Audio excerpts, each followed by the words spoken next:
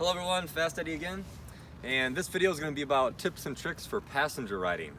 So first thing I'd like to show you is I took a passenger today, and the very first thing to do is make sure your passenger is fully geared up, just like you are. You got full gear, you got the good armor, the knees, the hips, the shoulders, the back, the tall boots, full face helmets, gloves, quality stuff, everything, just like I'm riding. The reason why I did that first is because I could be a good rider and I could take a bunch of courses, but someone could still be texting and driving, not paying attention. They could slam into me. And again, only what you wear is the only protection you have. So fully geared up. If you don't have a passenger that's fully geared up, or if they're not willing to be fully geared up, or if they don't have full gear, I would just say, sorry, you're not riding with me. Because I only let people on my bike that are fully geared up, regardless of how good I am or how good I think I am or whatever it is. Just full gear is the requirement. So that's what I would recommend first. I see people riding around, I mean it's 80 degrees in San Diego almost all year, and there's a guy that's fully geared up, and the girl's on the back with shorts and flip-flops on and a t-shirt or a sweatshirt. It's just ridiculous. They have no control of what you're doing, so they have to fully trust your capabilities, and if they're not even ensuring that you're safe by having you fully geared up, well, how safe are they gonna be? How good of a rider are they? How much aware are they? So that's absolutely first, always. Before you get on a bike and go riding around, be fully geared up. Or don't. I mean, it's your choice, but it's going to be your skin and your medical bills and your broken back and everything else. So it's pretty simple to me. $5,000 worth of full quality gear is way better than $500,000 in medical bills. So get gear. Next, so passenger riding. I always say this.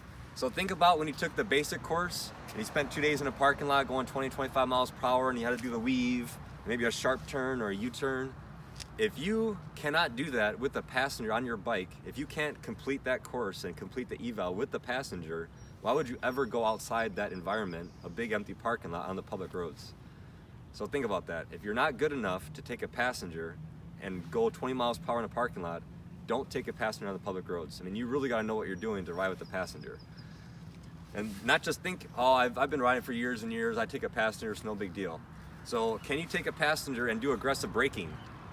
How do they know how to respond and react when you're doing swerving? Do you know how to react with another 100 plus pounds on the back of your bike?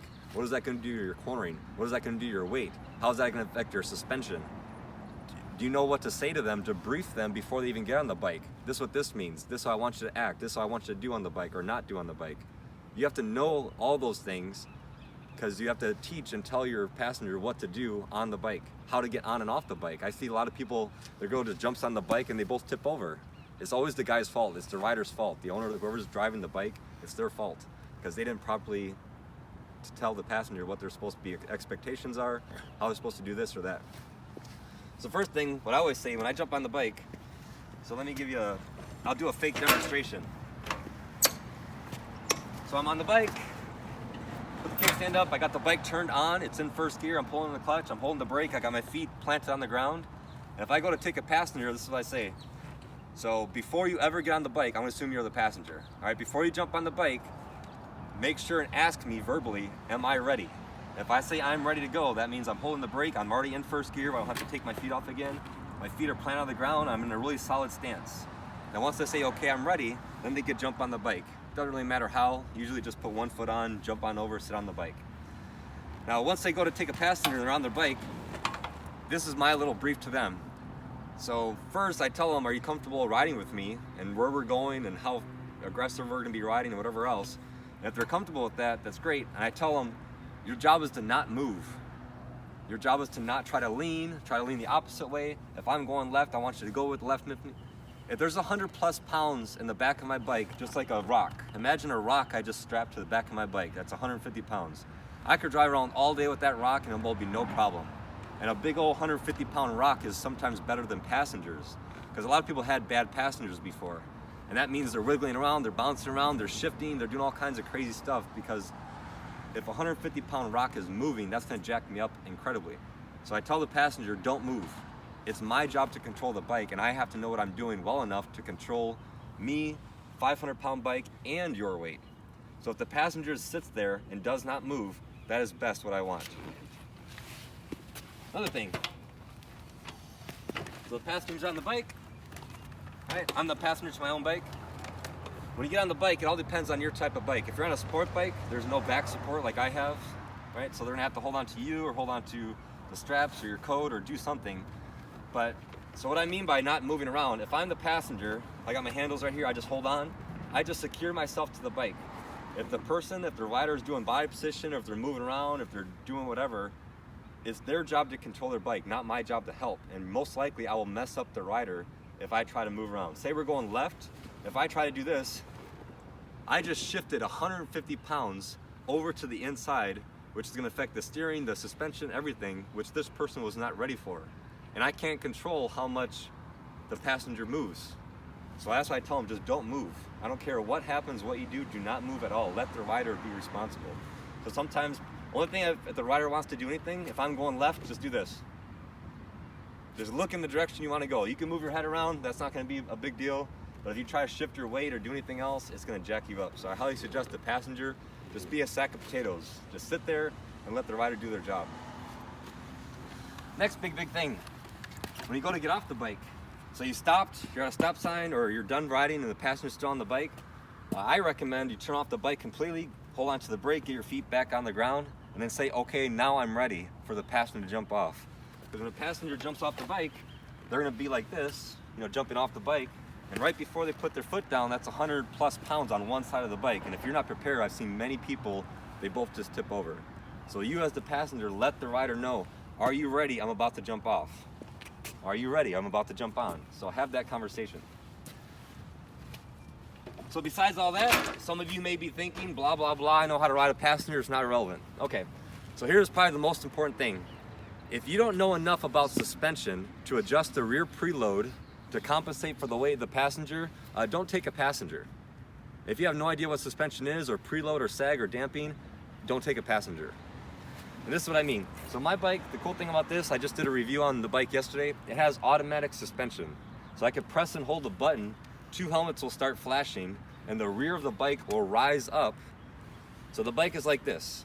Once I add preload to the rear of the bike, the rear of the bike raises up. So that way when I take a passenger, the extra weight of the passenger sags it down, like it sinks down, you jump on it, now it's back to the level where it's supposed to be. But if you just jump on your bike and you're riding around with yourself like normal, and you don't know anything about suspension, now you jump on the bike, now the passenger jumps on the bike, now the bike is like this.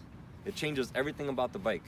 So if you don't know enough about it to adjust it to compensate for the passenger, don't do it. So I'm gonna give you a demonstration. I'm gonna jump on the bike, I'm gonna turn it on, I'll press and hold the button so 2 helmets will start flashing. I'm gonna have the cameraman come on over here and you'll be able to see the rear of the bike actually rise. And this is what you need to do before you ever take a passenger. And when you're done with the passenger, you're not riding with the passenger anymore, you gotta readjust your suspension back to where it was in the first place. You're not just gonna ride around with the bike like this. So again, if you don't know enough about suspension to do that, I highly suggest do not take a passenger at all. So watch what the bike does. This is what it automatically does.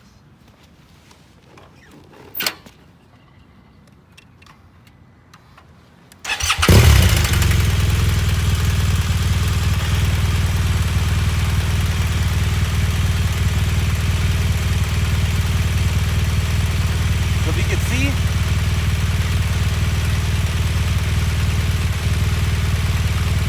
the entire rear of the bike is rising up.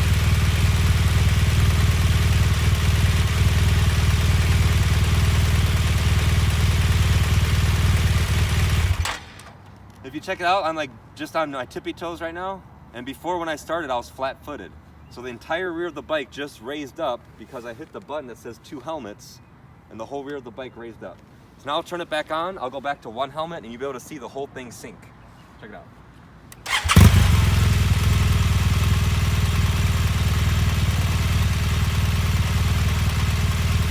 Now it's lowering.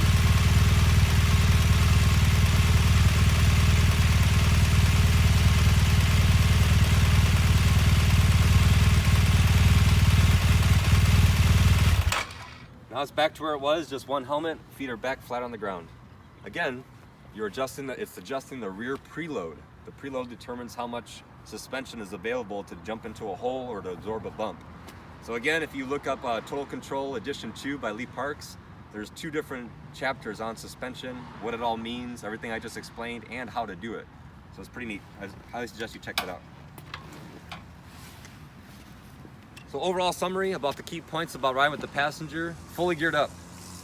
If you don't think you could pass a basic course with the passenger on the back of your bike, don't ever ride in the public roads with the passenger. It just doesn't make any sense where you're going quadruple the speed. If you have no idea what to do with suspension, I'd suggest not taking a passenger. And have a conversation with your passengers about where you're going. Do you know the risks? Are you okay with me riding? Are you comfortable? And tell them not to move. Bad passengers do this. They bounce around, they shift their weight, and it could jack me up incredibly. So I could ride with the passenger, any passenger, a 250-pound guy on the back of my bike all day long, as long as they do not move their weight. Last thing I just thought of, so you're riding around in traffic, the passenger just can't be just oblivious to what's going on. The passenger needs to pay attention. If we're driving down the road and the light turns yellow, I obviously have to start stopping. I have to get on the brakes, I have to downshift. So they should hold on to the handlebars or push back on the lower back of the rider or on the gas tank and brace themselves so they're not going forward and bunking their head on their helmet to helmet. If you take off, know you're about to take off, and there shouldn't be you should be paying attention to what's going on. So pay attention to the roads, the traffic. If you're going through an intersection, it might turn yellow. Understand the rider might stop. So be ready to stop. Don't just be lollygagging and just oblivious to everything. Again, that 100+ pounds of weight shifting back and forth, stopping, accelerating, all it's gonna do is jack up the driver, and they're not gonna wanna take you as a passenger anymore if you decide to take anybody. So of course, I've been riding with the person behind the camera, the passenger, for a long time now, so she knows how I ride, how many courses I've been through, how much I practice. And there's a lot of other videos with her on the back of my bike doing demonstrations, knee drag, and everything else. Again, if there's a 200-pound rock on the back of my bike, it's no problem. But once that rock begins to move and starts shifting, now it becomes a problem. So don't move, and tell your passenger not to move if you ever decide to take one. When you're fully geared up, you know what you're doing, etc., etc. So I hope this makes sense about passenger riding. I'm not sure if I ever saw any other videos about people explaining the tips and tricks of it all. If you have any questions, feel free to comment. I'll answer back as soon as I can. And don't forget to subscribe. See you next time.